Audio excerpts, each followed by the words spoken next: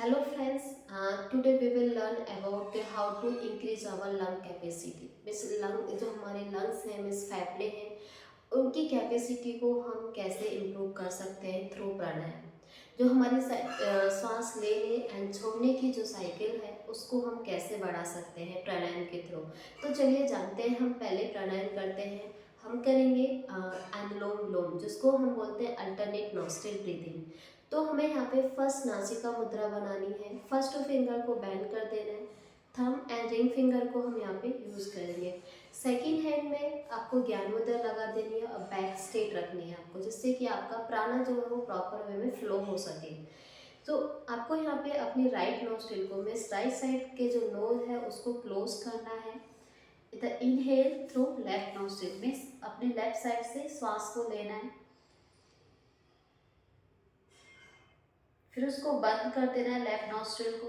धीरे से right nostril को ओपन करते हुए श्वास को छोड़ देना है। धीरे धीरे श्वास को छोड़ना है।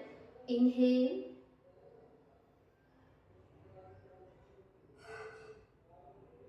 And exhale.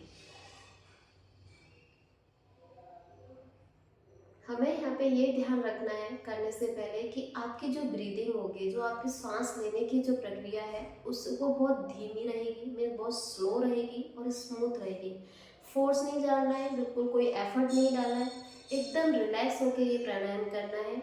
और ये ध्यान रखना है आपको इनहेल से ज़्यादा आपका एक्सहेल में जितना टाइम, अगर आपका 30 सेकेंड आपकी सांस लेने में जा रहा है मीन्स इनहेल करने में जा रहा है, एटलीस्ट 60 सेकेंड उससे डबल होता है। 60 सेकेंड आपको सांस छोड़ने में जाना चाहिए। इनहेल से ज़्यादा आपका एक्सहेल बड़ा होना है, तो आपको वो ट्राई करना है। स्टार्टिंग में नहीं पॉसिबल हो पाता है, तो धीरे धीरे जैसे ही आप रेगुलर प्रैक्टिस में ये चीज़ को अपनाएंगे तो धीरे धीरे आपका जो लाइक साइकिल है ये धीरे धीरे इम्प्रूव होता जाएगा। तो इस तरीके से आपकी ब्रीदिंग कोई एफर्ट वाली नहीं होनी चाहिए, कोई फोर्स नहीं होना चाहिए, बहुत स्मूथ रहेगी एंड बहुत स्लो रहेगी। इवन आपका जो ब्रीदिंग का जो साउंड है वो आपको खुद को भी नहीं आना चाहिए, तो इतना स्मूथ होनी चाहिए आपकी ब्रीदिंग। तो स्लो एंड डीप ब्रेथ। तो स्टार्ट करते हैं कैसे करना है। अभी यहाँ पे हम very slow and deep breath करेंगे। Inhale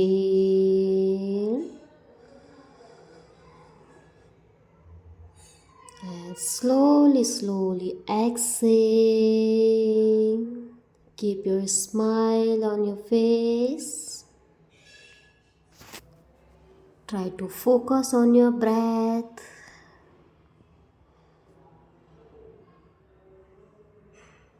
Observe your breath, slow and deep breath.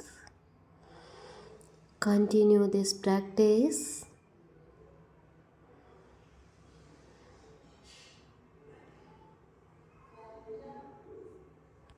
इस तरीके से करना है, आंखें बंद रखनी है और पूरा फोकस आपके अपने श्वासों पे मीन्स अपनी ब्रीदिंग पे रहेगा, जिससे कि आपका कंसंट्रेशन पावर बढ़ेगा। और धीरे धीरे जैसे ही आप करते जाएंगे तो आपकी एक तरह से माइंड की स्टेबिलिटी एंड प्लस बॉडी की भी स्टेबिलिटी आएगी और आपके थॉट प्रोसेसिंग भी स्टेबल हो जाएंगे। मीन्स बहुत लोगों में क्या होता है, नेगेटिव थॉट्स बहुत चलते हैं माइंड में, बहुत ज़्यादा प्रॉब्लम्स होती है, स्ट्रेस ज़्यादा होता है या फिर किसी चीज़ से एंजाइटी होती है, फियर होता है, डिप्रेशन हो जाता है।